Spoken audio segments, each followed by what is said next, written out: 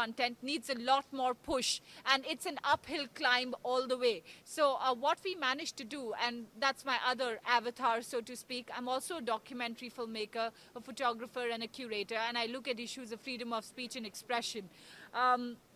One of the most important things that Professor Amartya Sen argues is the capabilities approach. If you're looking at an agricultural society, it is not going to automatically morph into a society that takes to technology. We have to become enablers and facilitators. So at my college, what I managed to do was put together a platform. It's called the saltlist.org, which looks at using young journalism and communication students to articulate issues that the mainstream media would leave out, because we have about 172,000 news dailies, about 400 daily news channels, and there are another 500 in the offing, and many more FM radio stations. So what tends to happen, and one of our journalist friends from Azerbaijan talked about it, it's a mild form, and when he's coined a new term called autocracy 2.0. When you look at governments or mediascapes where you apparently see great proliferation of channels, you tend to assume that everything is well. And then the situation sort of sneaks up upon you when you realize there's not enough plurality in the discussion. There's actually homogenization of content. So what we decided to do was involve community video volunteers. We took technology to them, and we engaged with the immediate surroundings and these young students who said, but when we look at newspapers, one of our concerns every day is, what is it new that you can do? Because this generation is wired and connected. So it's not about information, it's about being able to assimilate that information and make sense of it. We're clearly in the era of images and pictures. So a lot of it is about how do you pump them out to make sure that their debates are informed and they continue to ask the right questions. So this began as a small project. We involved the immediate community. They would take their smartphones and mobile phones, and one of the things that we do have is a mobile phone. You might not have access to clean drinking water. You might not even have access to a bathroom in your house, but you have the mobile phone. So in India, you have three kinds of literacy levels: the non-literate, the illiterate, the literate, and the keypad literate. So imagine a phone which has an English language capacity sending out texts in Russian. So our domestic helps, our vegetable sellers use these keypads. So these keypad literates, and this is really their first introduction to literacy, are using mobile phones to send out texts in Roman, typed out using the English language letters. And I couldn't agree more. Entertainment really has been one of the biggest drivers. So what Government of India managed to do many, many years ago was an experiment where they used Bollywood popular culture, Hindi music songs, to teach language and literacy. So these are, so the SALT list looks at issues that locals care about. It's hyper-local media at its best. Comes back to them, hands over these phones, and they all use phone cameras. They're taking pictures everywhere. They're taking orders for vegetables and deliveries, and tells them that you can do more with this device which is in your pocket and comment on these issues. So it's not just citizen journalism, it is community media, community video, community images, and community reflection. And that, I think, is as multi-stakeholder as we'll get. They choose their own issues. They decide what is it that they want to report on and what is it that they need more. But I would, and I don't know how much time do I have, or have I already run out? So I'm going to quickly wrap up on a couple of points. One of them is to drive local content, we need facilitators and we need enablers. And it's not just going to happen as a bottom-up approach. We will need a gentle push that's going to drive this content. We will also need vehicles of dissemination. It's a fantastic story because technology and democratization of technology has created a new user. This is the prosumer. There's a lot of user-generated content that you see from the producer and the consumer. We've now morphed into creators of content. We're active consumers of content, but unless we create a facilitating environment, and there I think the government has a huge role to play. So one of the success stories that I'm happy to share is the Indian Department of IT and Telecom engaged with academia, and those are the kind of participatory, facilitating partnerships that we could possibly look at and set up in a university a language center that now uses stories, books and texts and translates them into 11 languages across 9 universities in the country to create more content, especially for developing worlds, because one of the things that we tend to believe is here's this wonderful thing called the internet, and it's a great facilitator, but in digital inclusion, there's also digital exclusion. Whose voices are heard and whose voices we're leaving out? Those are some of the questions that I'd like to leave you with. Thank you for giving me the time and space. Thank you, Subi. It's definitely just the beginning of your space today, because I have a number of questions, but I think we'll get back to... I'm always fascinated with the diversity of India and cultures and languages. I think we'll have to talk more about how to sustain some of these small languages and so on. But trying to map the field, we'll move to the next speaker from the local perspective of India and diversity and languages. We are moving to one of the biggest technical giants and companies, which is Microsoft. And well, usually when people mention Microsoft these days, it's more and more about cloud services and all these things. Dan Cvetkovic is with us from Microsoft. What do you do when it comes to the local content, even though you're a global company scattered around the world? What are your activities? How do you see it?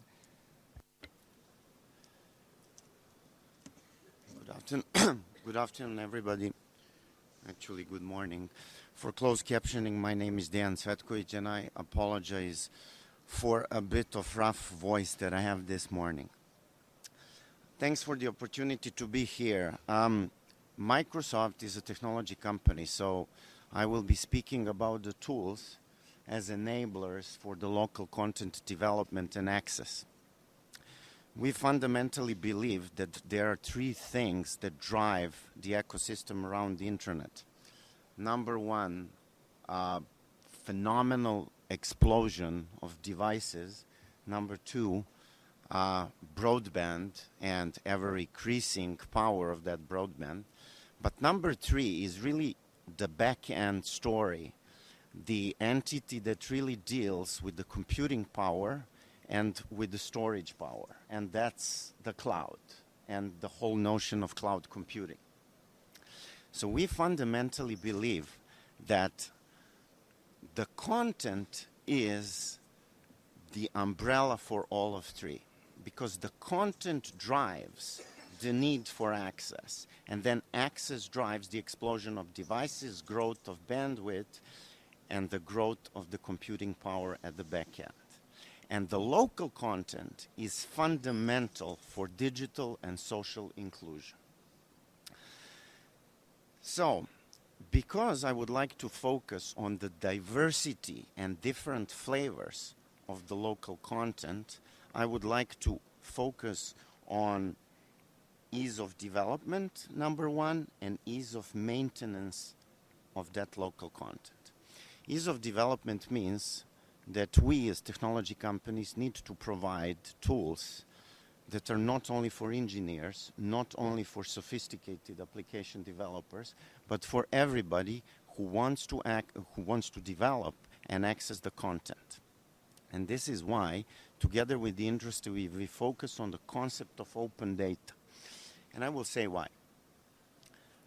Today, in the world, there's hundreds of thousands of personal computers, servers, devices, old computers, mainframes that hold dead public sector information, dead public information. Why do I say dead? That information is there in the digital form, but nobody's accessing it. With the cloud computing, we have the ability to use commonly adopted industry standards and interfaces to bring that data to the cloud and just to put it there in the cloud.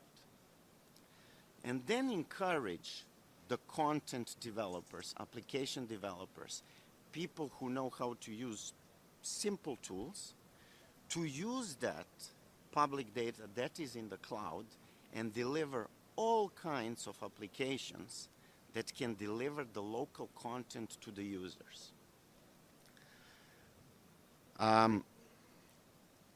Like I will speak about two examples that we as a company did with our partners in the industry.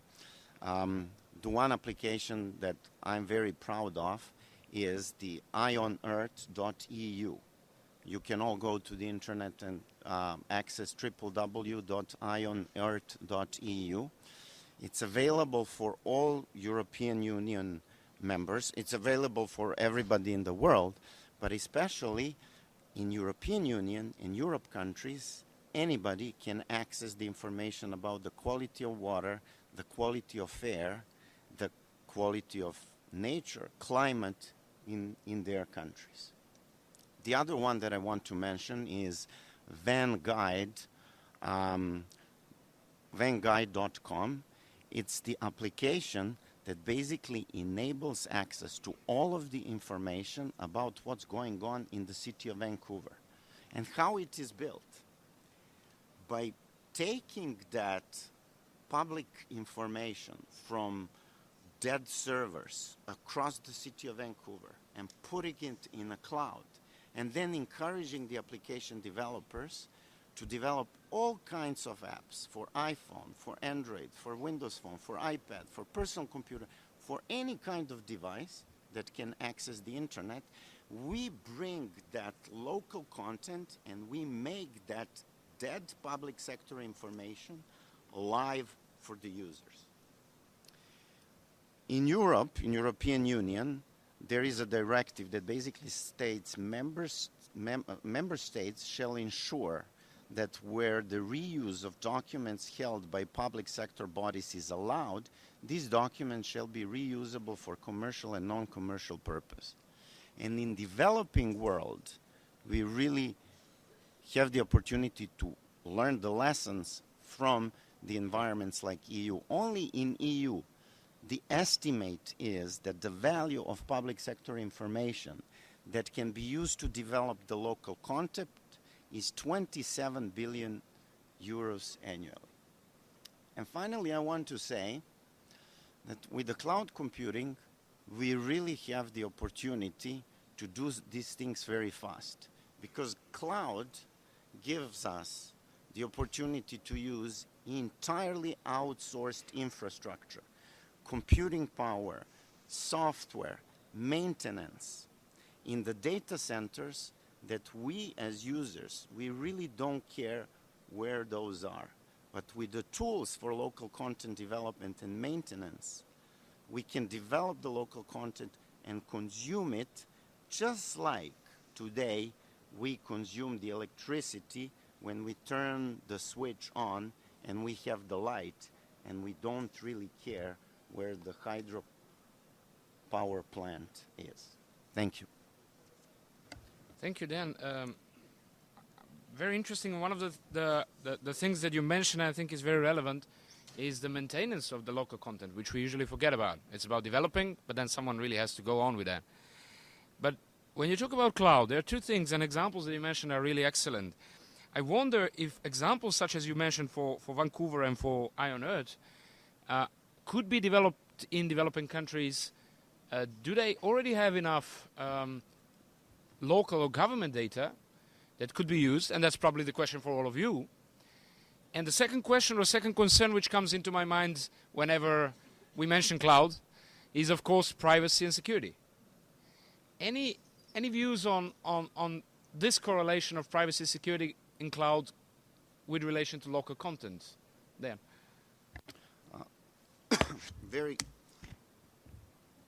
Dan Cvetkovic again for closed captioning. It's a very good question. The main obstacles to the adoption of cloud computing in general is data sovereignty, data privacy, and data protection. And this is exactly why I like to use the concept of public sector information, public data, to put a foot in the door for cloud computing. Because indeed, for the local content development and for the social and digital inclusion, we talk about the public data. So in case of public data, there's really no concerns with regard to privacy and data sovereignty and data protection. So while obviously the whole industry does have the tools and the legal framework for data protection, in this specific case, we are fully free to use the power of the cloud because we are completely free to use public data the way that we want, because it's public. It's public and it's dead. Kept in local personal computers, servers, wherever it is. With the cloud, we can really make it public, available for content developers to make it public by delivering it to the users. And again, your remark about the ease of maintenance. The ease of maintenance is very high if we use the cloud because it's all in the data centers, managed, kept, and maintained by the people who are trained to do so. And it's fully outsourced. And I'm not advocating that we don't put those data centers in the developing countries because, you know, cloud and the internet is the major vehicle of the economic development. But first, let's use the existing data centers that are elsewhere in the world and use them to deliver the content to the developing world, because the developing world is the one that needs that data. And developing world is the one that is really hungry for digital inclusion and for the social inclusion. With regard to the question, do we really have enough content in developing world? We don't have enough content in the developed world because between those three pillars that I mentioned, devices, broadband, and the cloud, there's always a need for more and more services. And those services are then driving the content. And content is never enough. But there's always some to start with, start and spark the vicious circle and drive the demand generation by the usage of the existing local content, drive the demand generation by increasing usage of the content that we put as the public sector information. Thank you. Thank you, Dan. Mark wanted to jump in on the local data. Mark Earl from UK government. Mark? Yes, thank you, Vlad. Mark Arvo, UK Government, Department for Culture, Media and Sport. I just wanted to come in on this question about the public data, and the opportunity is truly exciting because certainly in the UK there's an enormous wealth of archived data from all the public services, all the ministries, all the government departments. And speaking as a civil servant, I can testify to the quality of that data and how well ordered it is and how easy it is to search, but it's largely untapped. And the cloud presents a great opportunity, and I'm sure the traditions of the British civil service have translated very effectively to many Commonwealth countries, developing countries, where I'm sure those data resources are going to be equally available and very useful for exactly the kind of applications we've just been talking about. Thank you. I'll keep it really short. I must start by complimenting you, Mark. I looked at the Commonwealth IGF website. It's one of the nicest, cleanest, and easy and accessible portal possible. My second comment was just in addition to what Dean has been talking about in terms of cloud computing. One of them is the question on privacy. But knowing us Indians, we're the only market where daily newspapers are growing. They're proliferating. Everywhere else, there's been a crisis of traditional versus new media. So we're creatures of habit. One of the things that we don't do is we do not trust external spaces where we might not feel that we have the immediacy of holding it, touching it, and feeling it in our hard drive. So when you started out, you contextualized the debate by saying that access is not just about infrastructure. I couldn't agree more. To what end are we talking about in terms of enabling, facilitating environments? One of the other concerns becomes important then is not just we create content, we also need to drive people online by engaging with them in other public spaces. One of the learnings that I've had from the other workshops is the importance of public libraries in the UK, and that's another fascinating story that UK had to tell. But there are other public government institutions, when we visit them, if they could be engaged to just meet up with people and spread the word that cloud is not an evil thing that's going to dissipate when it's rough weather. So that, I think, becomes another important point of position. Thank you. Thank you, Subi. Is there anyone of you in the audience, well, we're all together, that wants to give an example of from your countries? Is the public data available in your country, especially talking about developing countries? Is it digitalized? Is it somewhere stored? Can it be used? I see negative noddings, but I'm not sure. Can we get a microphone to the gentleman? Thank you. Just please introduce yourself for the captioning and for all of us.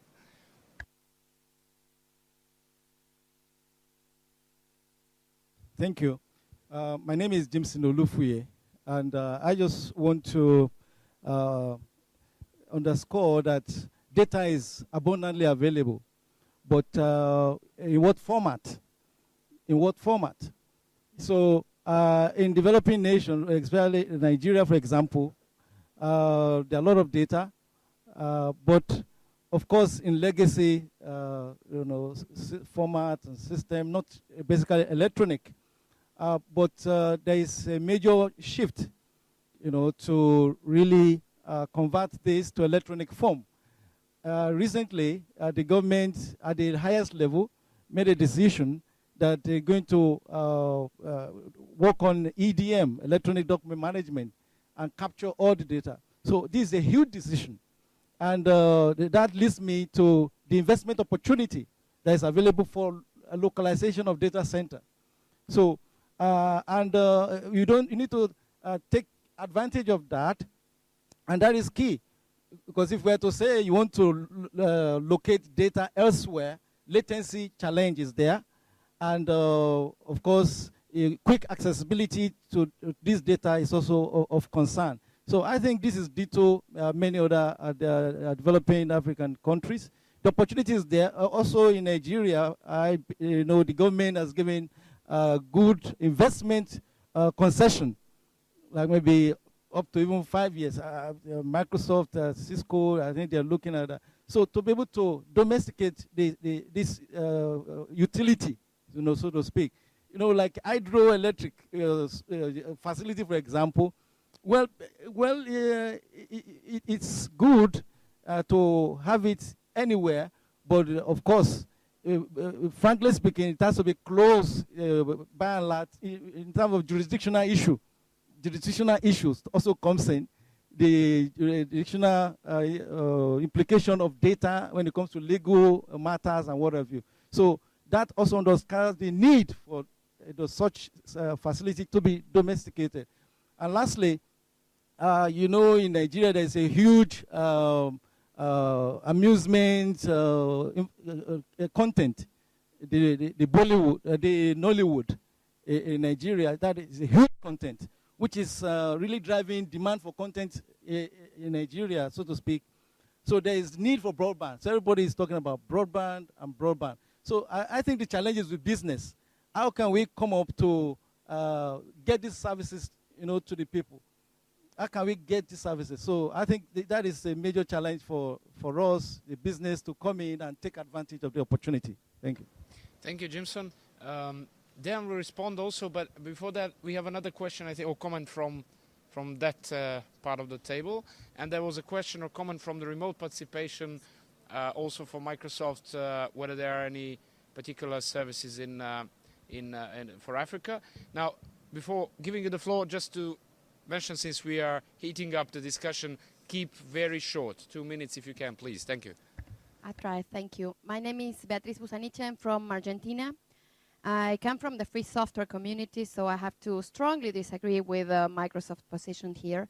But answering your question, I would like to say that, for example, in the city of Buenos Aires is now running a program on open government and open data. And they are putting a lot of data on a public website, and there's a lot of people developing applications to use that data. And the free software community in Buenos Aires is really committed to this development of applications.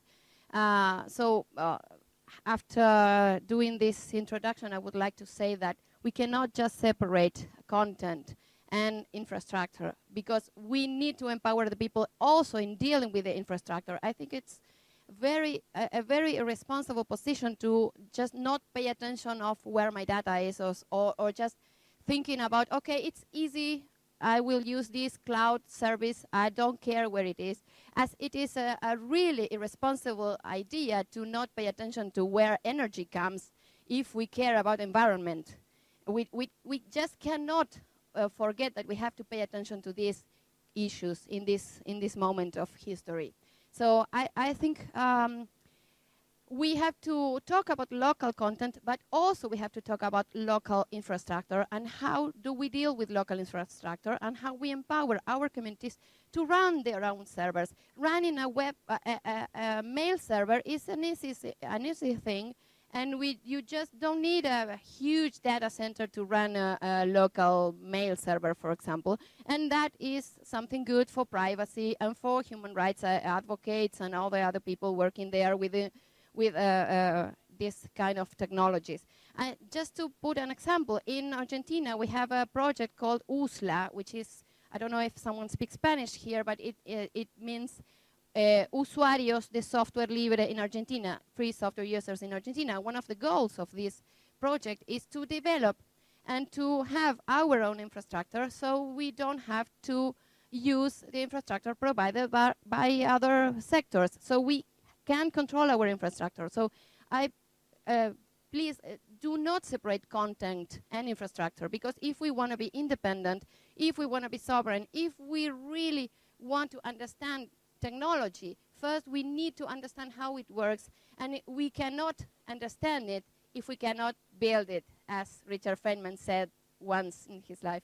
So I would like to call your attention on the importance of paying a lot of attention. It's not just content there, I will produce something and I don't care where it is. We have to care where it is. Thank you very much. Thank you. I think we can't agree more than these two are absolutely interrelated. With this purpose, since we have a limited time for discussions, we organized 2 workshops. The previous one was yesterday exactly on local data, localization of data. Today we are focusing on the content, but you're absolutely right on that. I'll keep that question, if you don't mind, for the next part, and I'll close this part with a short comment from Dan, and I noted, so give back later. Dan Svetkovic for closed captioning. The question with regard to the data format is an excellent question, and I would like to emphasize the importance of interoperability here, because with the concept of interoperability, it is the only way to reuse that public sector information that is dead and to make it alive through the cloud computing. And the way to do it is, as I mentioned, using the interfaces that are based on commonly adopted industry standards, such as XML. Hence, the industry supports the open data notion with the software that is called OGDI. Microsoft fully supports it. It's free. It's open source. You can search it over the internet. And the idea of this open source software is to enable application developers to map the legacy format that is on the local machines to an XML format and put it in a cloud and make it available for everybody worldwide, totally free, to use that data and deliver the local content.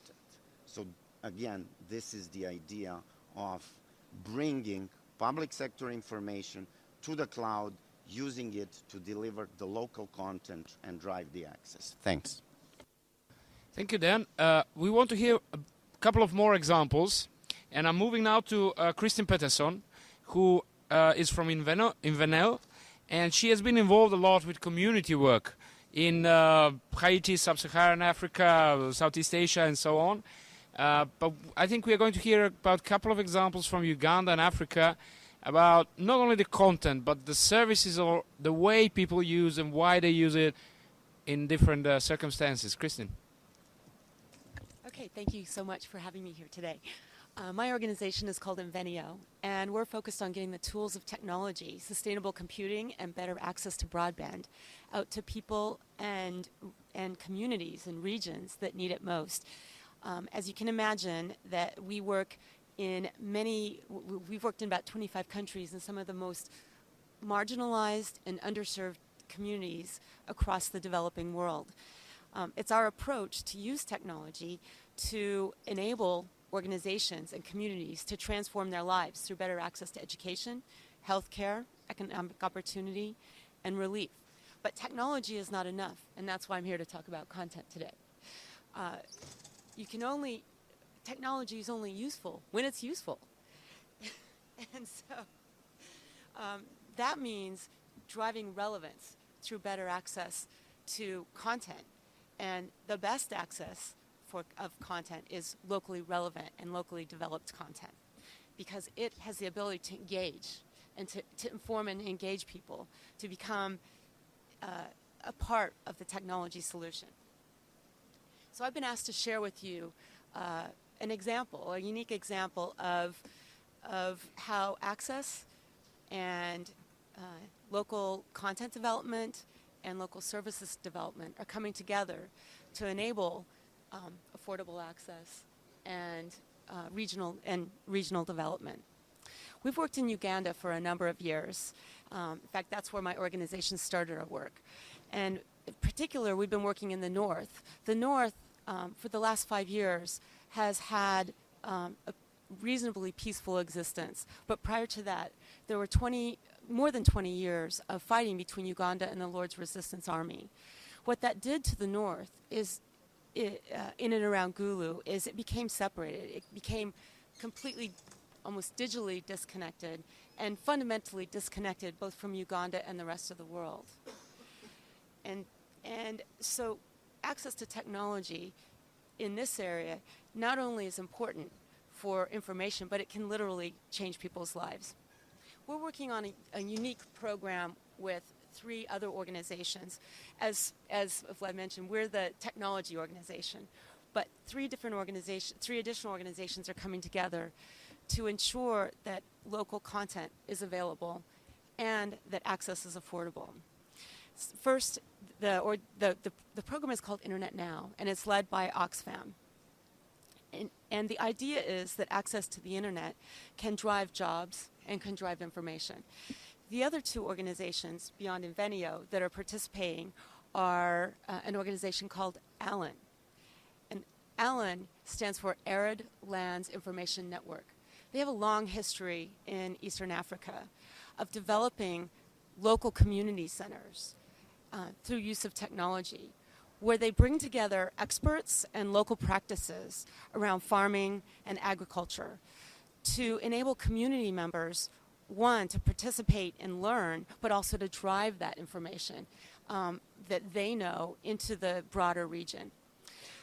They have had a few centers. They started in Kenya, but they've had a few centers funded by Oxfam over the last few years in northern Uganda to test out how that model might be used in northern Uganda. Another organization that's coming together is a group called Samosource, who does micro work and who brings the ability to do micro work over the internet to local communities. So first, let me talk about the localization of the content. With the war, people were displaced for over 20 years. They not only lost their land, but they lost their skills, their agriculture, their farming skills, which is what over 90% of the people, 90% of the people depend on. They're subsistence farmers. And so the project with Alan the overall project is to deliver 100 centers over the next 3 years. The first official center is being launched next month. These centers use a combination of information access online, which has been developed in Kenya and will start to be developed in northern Uganda by the local people as well as local experts. But it also takes an online-offline approach because access isn't simple. the issues are not only ability to use technology, but the issues are language, and the issues are the ability to read. And so they take that information and create groups, that engage and complete that circle by transferring information out and bringing back information back into the internet, and look at how practices and new technologies like access to market information and services can really change people's farming techniques and habits. The second and really interesting piece to this project is that these 100 centers not only will be centers for agricultural information, which is really critical to the majority of the population, but they will also be opportunities to use technology to learn 21st century skills and to do jobs, microwork jobs. Samasource uses a platform to distribute jobs from microwork from all over the world. It could be from Microsoft, it could be from Google, it could be from any one of these, or Disney, any one of these organizations sitting here today, and allows those tasks to be driven into rural communities, and they teach and organize, teach those community members how to perform these tasks and enable them to start to build a living using these tasks in their own communities. So not only, one of the biggest issues around the places we work is not just content, but access. And I know this session isn't about access, but access has to be affordable. And so this is building a business model in with a content model to maximize the ability to deliver economic and community development all in one. And so with that, I'd like to say that there are many models. And as soon as this model is implemented, what I'd be remiss to say is there's so many ways for content to be developed in country for the countries that it needs to serve, that this model is just waiting for a number of the universities and the iHub and the internet hub, the application hubs and application labs to develop more and more that can get into their hands. And so I think that we need to really focus on not just innovative models like this, which take a long time and a lot of investment, but let's look at how we can leverage the resources in the countries where we work and where the skills are to really accelerate access to local data and local content and local information. Thank you. Thank you, Christine. It's really a pleasure looking at you while you're speaking about this with a big smile, and I can only imagine what a pleasure it is to be on the spot and really do these things. I guess this is also the invitation for the others to connect somehow with them, yes, and deliver even more of that, right? We'll get back to that definitely. We're jumping from Uganda over India to Caribbean, and we have Bevel Wooding, who is the founder of Bright Path Foundation, which is an international NGO focused on local capacity, on education, on digital content. And we are making a link now with the infrastructure as well. Bevel. Thank you. Good morning, everyone. My name is Bevel Wooding. I actually like... It's not working yet. Hi, good morning, everyone. My name is Bevel Wooding. And this is a very, very interesting discussion. A number of the areas that I work in are actually connected to what we're talking about. One of the hats I wear is for another NGO called Packet Clearinghouse, which focuses on the infrastructure aspect of internet access in countries, particularly in emerging markets. And while we promote and help countries develop internet exchange points, what we always find is that that only helps so much. Unless you have content, these facilities are useless. And so the big question mark that is always asked is, so if I build out my infrastructure, how can I guarantee that content is created? And that's where the Bright Path Foundation initiative that I want to focus on this morning starts to address some of those questions. What we have done in the Caribbean as part of a wider ICT, or Information and Communication Technology outreach program, is we've developed a number of digital content creation programs. And these programs are run in a unique way. As an international NGO, we develop the material, the content, and we focus on ICT in education, we focus on public awareness, cyber security, safety for parents, for students, but we also focus on life skills, and that's how the values-based dimension of content connects to its social development aspects. Our emphasis is on the youth and on getting more girls in particular out using technology and using technology tools. But the programs have drawn the wide cross-section of society. We have adults as well as young people coming into these programs. And the emphasis is not specifically on giving technical skills only, but on allowing people to understand how content development is linked to some of the challenges of access and some of the challenges of policy. So all of our initiatives have this component where we talk about the ecosystem. So if you're coming wanting to find out about how to build mobile apps or how to develop a podcast or do online broadcasting, we start with an understanding of what are the different elements necessary to make that happen. And we found that that has been a remarkably successful way of introducing people not just to the areas that they have natural interest in, but to giving them an understanding of the role they must play, particularly in markets and environments where the ecosystem is not always as healthy as it should be, the role that they can play in making a difference and making change by advocating for the kinds of support that they need. So some of the initiatives that we have, one is called the ICANN program, or not ICANN, the domain name body, but ICANN as in Initiative for Creating Content that Empowers Nations. So we call it ICANN, and it's I can design, I can code, I can change my world. And that's the tagline that we use to help people understand what we're going for. And I'm sharing that because when we put out some of these programs, you get the expected interest in, I want to know how to build mobile apps. But people do that from the standpoint of, well, I personally want to know how to build mobile apps. And we try to shift the platform to, if you build it along with other people, then you can actually create a mobile app revolution in your community, in your city, or in your country that makes it better for you to do the thing that you're interested in. And so we create this public or social consciousness as part of the delivery of the material. Another aspect that we focus on inside of these content creation programs is the role of open data. Part of what I have found as director of the ICT Roadshow in the Caribbean is that you have different groups looking at things that are important to them, but very seldom you find connections between initiatives. So we had an open data initiative in the region, but nobody was talking infrastructure that is necessary to support all of these new data sets that governments can put out, and nobody was engaging the application developers who you need to have activated to take advantage of the open data. So part of what we do is in producing our material, we always try in the forward to have multi-stakeholder approaches. I know it's an overused term, but it's an important aspect of how this all works. And the emphasis is on creating real relationships between people. Not just talking about abstract 3-letter or 4-letter acronym organizations, but actually having people meet each other and say, you're in open data, you're in infrastructure, you're an app developer, you need to talk to these people about opening their data.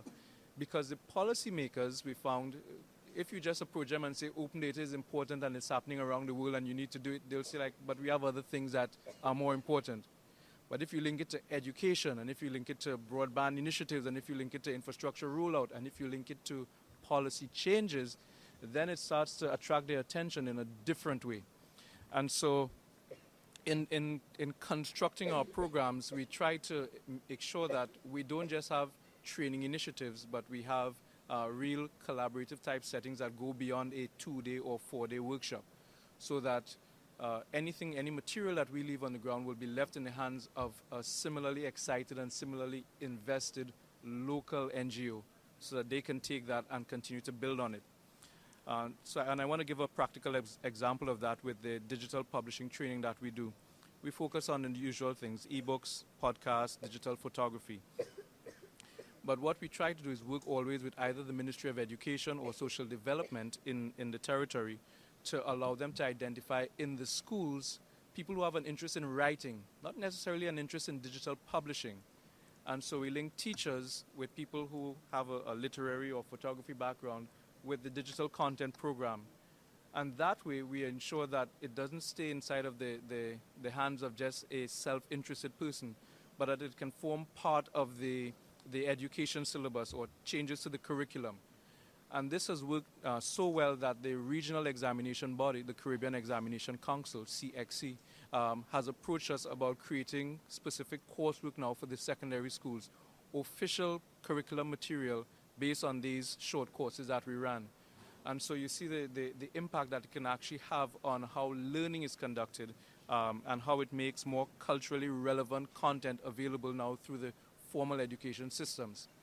And that's very important for us because we know that some of the technology can be like a fad that comes and goes, but there are aspects of digital training that are important to keep going well beyond what the current technology flavor of the day is. The other aspect that we're now working on, this is not as fully fleshed out as the training material, is what we're calling our bright spots. We're Bright Path Foundation, so we created something called bright spots, which are hubs for local content development. And this is where we're working using some of the very successful models that already exist, for example, in Kenya, where you have these communities of interest being developed. And we're linking government with private sector, with civil society, to create these spaces where people who are excited by the programs that we conduct can continue to go and find a place where there is internet access, where there is appropriate facilities. And this is something that we're piloting now in the nation of Antigua and Barbuda. And it's working very well, where the organization responsible for investment and tourism is actually helping establish in their facilities rooms where young people who have taken some of the mobile application workshops can go in and just continue to meet and continue to flesh out their ideas with, of course, proper access to proper broadband connectivity, which is not always widely available in some of these countries. And the other aspect of what we're doing connected to that is creating an online content library where the training programs that we've done can be accessed by the countries that want to have access to these short programs. And in doing that, we are allowing the young people who are participants to be the producers of that material, so that they immediately see the connection between the training that they're receiving and how it can actually practically be used to change content that is available both on national television and on national radio.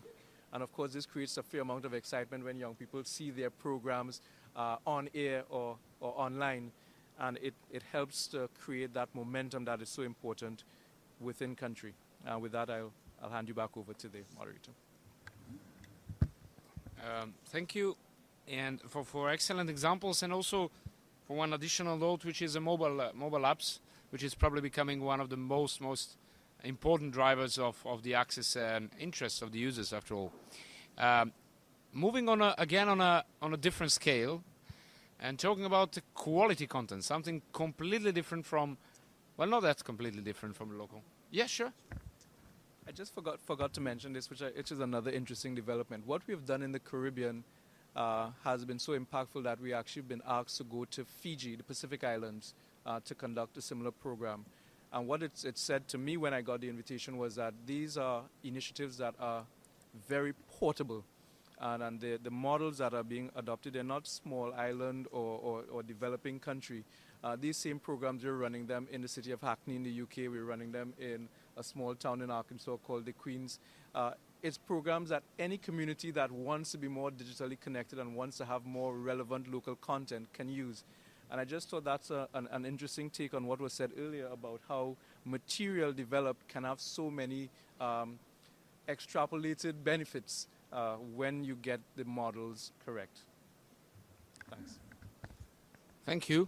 I don't know, Thomas Spiller from Disney. I don't know if you, Disney, have gone also to Caribbean and Fiji, and I'm sure you have, even though we used to watch you on the TVs, but I'm sure that you're doing much more in facilitating the production of the local content on all these small islands.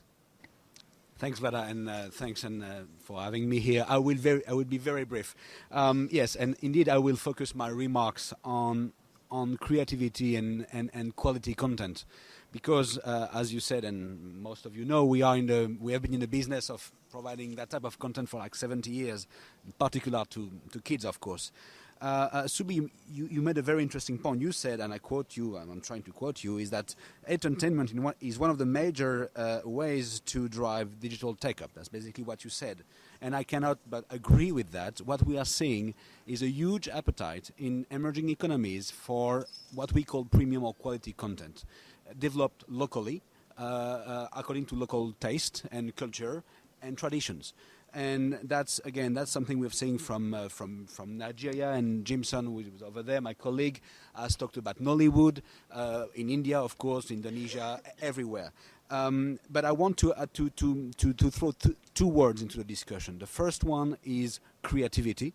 It's all about telling a good story that people, and kids in particular, in our case, can relate to. And if you put a little, funny mouse in front of a kid, wherever in the world, the kid will interact and create its own world and own stories. There is no limit to that creativity. Kids are kids everywhere in the world, and that's quite fantastic to see. So that's why, from a Disney perspective, we are involving in local content production in local language as well, in places like Turkey, like Latin America, like Russia, and like China soon, and soon as well in Indonesia, because again it's based on the Disney storytelling traditions, but with local ways of doing it, which is sometimes a bit different. And that's very important. I would also add that on top of this, of course, we need infrastructure. That obviously we are not in that business as Disney, but technologies and new ways of doing business like cloud can definitely help. I just want to add also another point, and I'm coming back to Nollywood here. We all know Bollywood. Of course, we all know Hollywood in the US, we all know Bollywood in India, but Nollywood might not be that well known, and it's the Nigerian film industry, which is one of the largest, if not the largest industry for producing digital movies in the world. Actually, they are right behind Bollywood. Having said that, what is from a business perspective, and I would like also to throw that into the discussion, Jimson mentioned that as well, but there is the importance of having the right infrastructure for local business to develop with like legal certainty and rule of law, so they can actually go to the next step. Because it's very nice to have like dancing cats on the internet, but that's pretty limited. I mean, after like the 5,000 dancing cat, well, it's still a dancing cat. You see what I'm saying?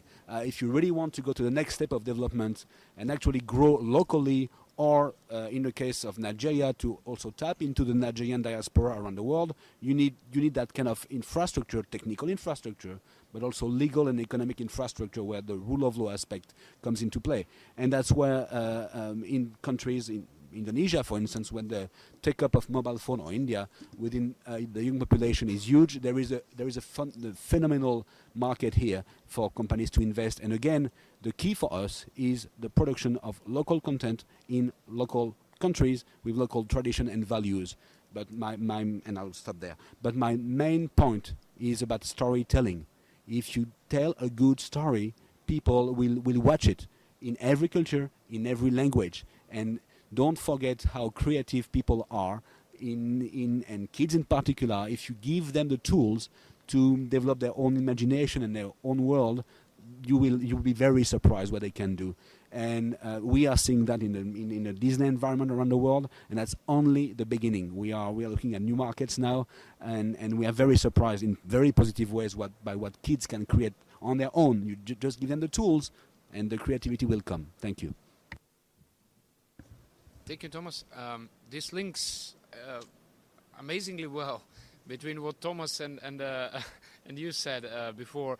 Both are based on creativity. One is quite on a different sphere than the other one, but it's based on creativity and engaging people.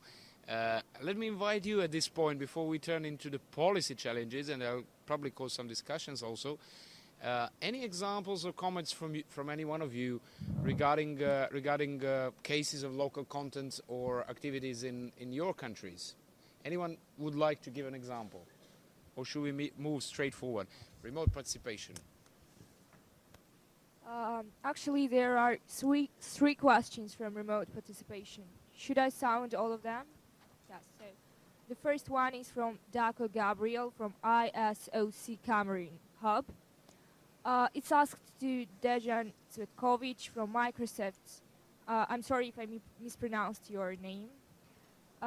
Does your enterprise have some project on producing local content in Africa? You can read all three of them. So the second one is also from Daco Gabriel. There are panelists who talk about cloud computing and some issues like security and privacy. But what about the access to this content? I think that this service needs good bandwidth. Do you really think that cloud computing can be a good solution to the problem of local content for developing countries? For example, in the country of DACO, the cost of 1 megabyte per second is average $350 per month. And also the third question from Ridona Kajmaku, Albania, personal interest. In Albania, which is a developing country, open data is a project that has been lately implemented to make possible public data. Since it's very new, it doesn't provide much archives of previous data, but very few people know about it. So I would also like to ask, is this an issue as well? That's all, thank you. Thank you. Since we are moving into the policy part where we are going to touch again upon bandwidth and public data, I would leave there and maybe to respond to the first one regarding maybe specific activities of Microsoft in Africa, and then we'll later on catch up with the other two questions. The answer at question for closed captioning.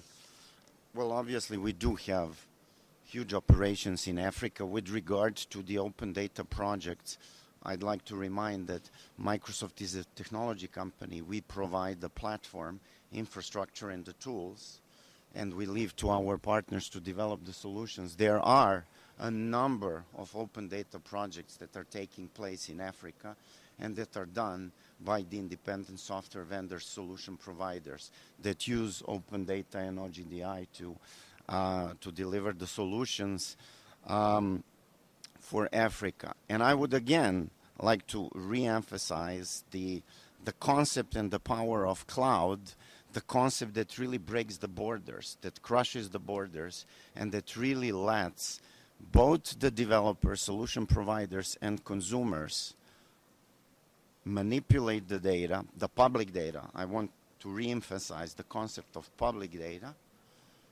no matter where they are and no matter where the data center is, and let the content users to use that local data. Thank you.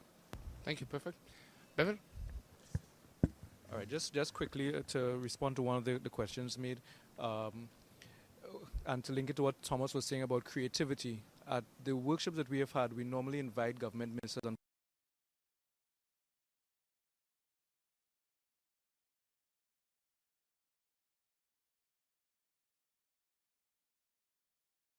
in accelerating policy transformation decisions, because it provides a real-world connection between the sometimes theoretic promise of infrastructure investment and content investment and what they're now seeing directly as lives being changed. And I just wanted to make that point because it is something that is not normally looked at as a strategy for engaging policymakers, but if you allow them to see the impact that these kinds of local content initiatives have on young people, and in particular, it does provide a profound point of reference for policy making.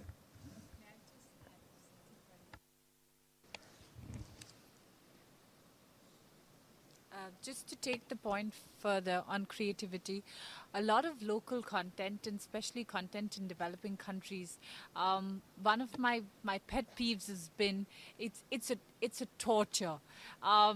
To just sit there and suffer that content, and also ask children and parents. It's top down, it's downright preachy, and it's God awful. So I couldn't agree more with Thomas, and you hear when you say that creativity is such an important part. A lot of my life choices, and I would drag my parents to hotels just because in their lobbies they would have Tom and Jerry and they would have Mickey Mouse, and that is what informed my life choices. One of the success stories that I did want to share was the US Secretary of State was kind enough to facilitate, and this is where public diplomacy and engagements across government governments and countries come through. So I think one of the most successful exports to the world anywhere has been the Disney franchise and The Simpsons. So in India, what we have is something that's called Gully Gully Simpson, which is an adaptation of The Simpsons, which the Secretary of State was kind enough to facilitate. And it's been a fantastic story using puppetry, using local, very local and very relatable identity issues and stereotypes. And it works beautifully. You have children eating out of your hands, and you don't even have to tell them that taking a bath or having clean nails is important. So I think creativity is really the king as far as content and local content is concerned. Thank you. Well, who would think that one can link public diplomacy and creativity? Usually creativity should come without policy. But there are other things regarding policy, and I took a couple of notes: costs of access and the infrastructure available, and localization of data, and security and privacy. Mark Carvell and Imad Hobalach are there on government's behalf. What are your perspectives, Mark? Thanks very much, Vlada. This is indeed, as the Ambassador said in his opening remarks, a very important area for policymakers. And I know I haven't got much time, but I think I would just focus on three elements, really, of key interest for policymakers, certainly for the UK government, and I know for many others too, both developed country governments and developing countries. First of all, infrastructure, as you just mentioned. It's important for policy to help stimulate the kind of commercial investment that's going to roll out the high-speed networks that content providers and users require. And we have a problem in the UK with that. We're now committed to funding of something like £500 million from the government in order to stimulate the kind of commercial investment that's necessary to deliver high-speed broadband in rural areas where that commercial incentive is not there. So we have to work with the industry in order to extend high-speed broadband into rural areas, into rural communities, so that users and people developing services who are resident in rural areas can actually use the networks effectively. We're also investing in super connected cities, and I'm sure this is an objective for many governments and city authorities to transform their city economies into ones which truly reflect the digital age. And we're also investing money in improving mobile coverage in the UK, where we still have problems with poor or non-existent mobile coverage in rural and remote areas. So infrastructure side, very, very important part of policy. Secondly, with regard to stimulating the creative content sector, I guess we in the UK, and then this may provide examples for others to follow, we look to, first of all, public service broadcasting. BBC has a very important role in representing the different communities and regions, even language communities within the UK, and ensuring that those communities and the people who live in those communities, who work in those communities, are able to interact and share experience and so on. So the kind of digital services that the BBC provides, in addition to traditional television, is very important. Secondly, we're very supportive of our creative sector, in particular our high-end TV producers, high-end meaning quality drama and quality comedy and so on. Not the other sort of quiz shows and things. We're not so concerned about those. They're popular anyway. But we support that high-end TV sector, the video game sector. We support, and this is very important, really, as both ensuring that this sector, which is already very strong in the UK, but is one which continues to expand, to provide opportunities for creators, for designers, for people providing content, and also it's a stimulus to the economy, because this sector is incredibly important to the economy. We're in economic downturn, so the government policy really, its growth policy to get us out of the problems we're in, is really to invest in those sectors. And what we're doing is providing kind of corporate tax relief framework. We've just gone out to consultation on that to assist the producers, the creators in those sectors. I didn't mention animation. Animation was the third one. Video games, high-end TV, and animation. So we're providing assistance and support for those particular sectors. Thirdly, I just wanted to touch on international issues where policymakers are coming together in multi-stakeholder fora like this, but also in other multilateral fora like the ITU. Bevel mentioned Internet exchange points. We've fought long and hard in the ITU for promoting the development of Internet exchange points, because they do two things. They bring costs down, but also they stimulate local content, and that's critical for the development of the digital sectors in countries. And we're seeing results of that in Kenya and also Nigeria with the development of Internet exchange points. But there was a lot of resistance to that by many ITU members, protecting their monopoly telcos, who saw them as a threat. So we, the UK, have been, engaged and fighting hard for liberalising markets and allowing the development of Internet exchange points. I also sit on the other ICANN, the Internet Corporation for Assigned Names and Numbers in the GAC, and there we are really pushing hard for multilingualism. This is an important aspect of the development of content, the development of kind of services that we've talked about in the context of Uganda and so on. You need the internet, the domain name system needs to be multilingual. It needs to be in non-Latin scripts, and we, the UK, have really been pushing hard for that. So three sort of areas: our own sort of infrastructural issues, where they are directly related to content, as our contributor from Argentina pointed out very succinctly early on, in stimulating and supporting the content sector and working internationally. Thank you. Thank you, Mark. Imad? Thanks. Thank you. It's a pleasure to be in Baku, part of the IGF, with this impressive group of panelists. Thanks, Garland. Relevant content in general is created by individual users, and access and content are intertwined and interdependent. There has been a steady growth in the region, the Arab region in general. There has been a steady growth of penetration, access penetration, to the point where the percentage is about 75%. It's amazing that in some countries it's 200% and above. However, content has not kept up to the technological progress and the needs of the regions or the citizens.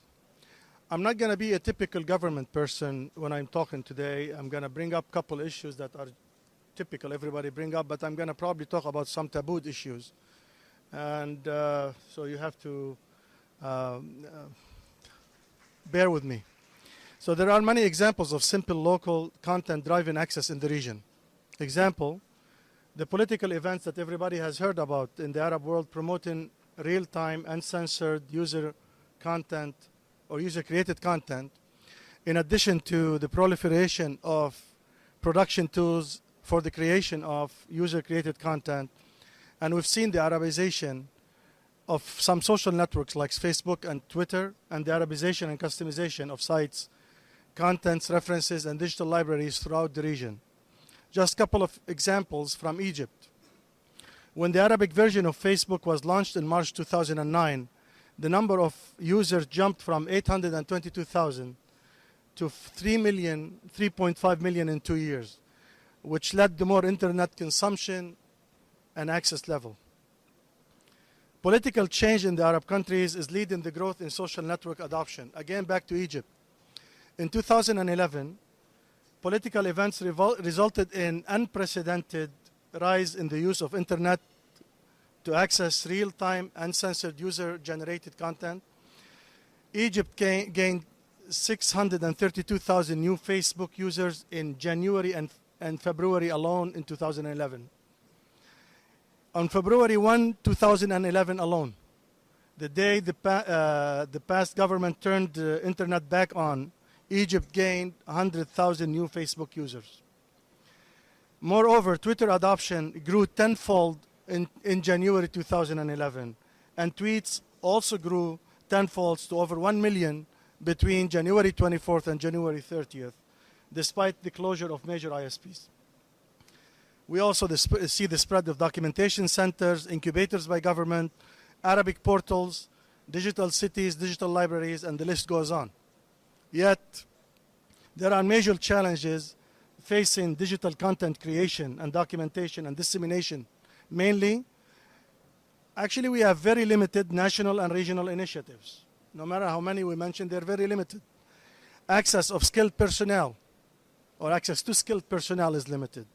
And training and education, in addition to security concerns, at least the way it's being viewed by people, by users for online transactions, and the quality of local websites and local versions of international websites. These are issues. I'm going to move on to talking about the emerging technological advances and the interest among the tech-savvy Arab youth, as demonstrated through the Arab Spring, are driving businesses and government to invest, but not enough. The efforts of the Arab governments could be described as shy and inhibited. At best, if we do not go with what even some people say, they are even inhibiting. Some of our government's efforts are inhibiting.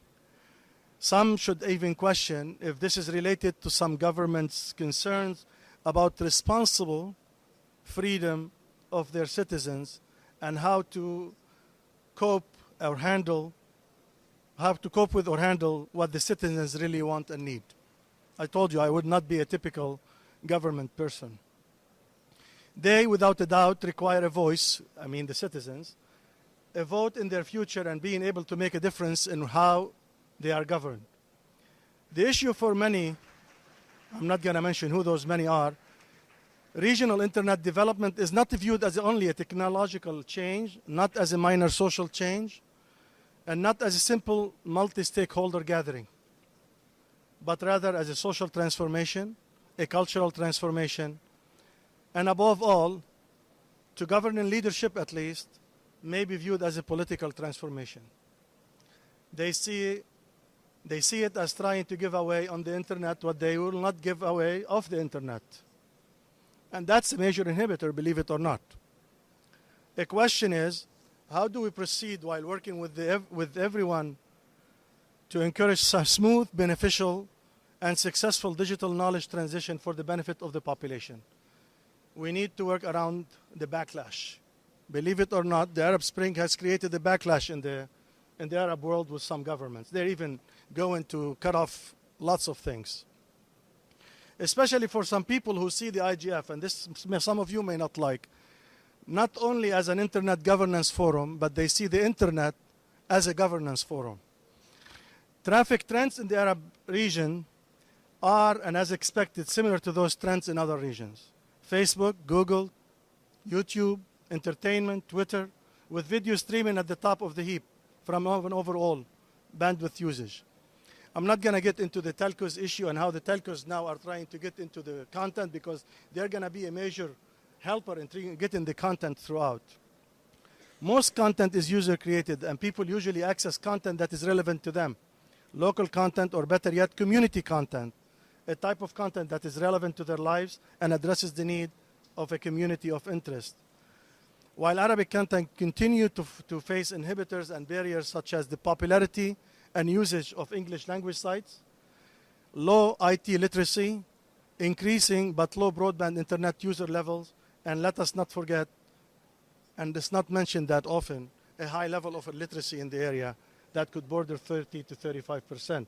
That is not usually talked about. We need to make sure that we have literate users, literate in all what the whole meaning of the word. And we need to make sure that we drive for real change. In addition to the private sector, governments will likely be a key in making Arabic content available on the web. Government and policymakers must take actions to face these challenges and promote development and consumption of local content. And we could talk about what Mark talked about, speeding up a robust high bandwidth infrastructure. It's got to be there. You got to get the access. Without the access, you're not going to benefit from the content. If you don't have the content, you're not going to feel like you need the access, and so on and so forth. So they're intertwined. The markets must be totally and effectively open for real competition. I personally don't see, even though with the high level of penetration, real competition in many of our countries that are on the top level of competition in the area. Because the governments probably own most of them directly or indirectly. Governments and regulators must lighten up the regulatory framework and implement spectrum policy that encourage investments and open the airwaves for advanced offerings. Governments must address and eradicate illiteracy in general and ICT in particular. For policymakers, it really goes all the way. The policymakers, the teachers, the students, the employees, the educators, the farmers, etc. You know, we have probably, I believe, 60% of our community still doesn't get any kind of access, even though the penetration is 75%. Government must also enhance the education system. I would call for what it is called devicify and ICTize teachers, environment, and investing in schools. Everybody should have a device. Everybody should be ICT literate. It is a must that governments encourage and support young entrepreneurs by promoting industry clusters and by offering tax exemption on exports of digital content and services and minimizing, if not eliminating, taxes and levy. They're working with incubators, innovators, etc. They encourage innovation and creativity. For e-transactions, our government must partner and collaborate with the private sector to have a secure and reliable cloud. Because it is an inhibitor. People don't trust it all the time, so you got to get them to trust it more. There must be some intermediary step there. Digital technology is increasing expectation of transparency and accountability from government bodies and officials, and expectations of improved public services, including e-government services. E-government must be more than an entry point and should become a place for free citizens to express, to engage, and produce as he or she wants and uses it as a platform for representation, transparency, and accountability. It must be accompanied by proper e-laws. We don't have proper e-laws. We don't have the proper judicial system to deal with the new environment while engaging the youth, the women, and the civil societies. Final word related to the challenge to the internet community. Because we really have a challenge for the internet community, and that is, it is the responsibility of everyone to try to help ease this transition. They cannot get into a wicked fight, wicked fight, because all what it does, it just takes people into backlash about the citizens. Thank you. Thanks. Thank you, Imad. I think I took a lot of notes, and I think you're really good. We could just copy-paste most of your suggestions. To finalize, I'll just extract a couple of key words from this session. What we need facilitators and enablers. We need vehicle of dissemination of the content for drivers, their devices, broadband, storage and cloud, entertainment, creativity. As opportunities, we can see open data, we see mobile applications, social networks, and out of policy issues, we can mention infrastructure, costs, public service broadcasting role, security, privacy, localization of that data, work in the international fora, multilingualism, literacy in education, taxation, e-government, e-laws, and I think the list does not stop here. I want to thank all of you for coming and for your patience. We did break a little bit, but we were late. Thank you for coming, and we'll continue with this. Thank you.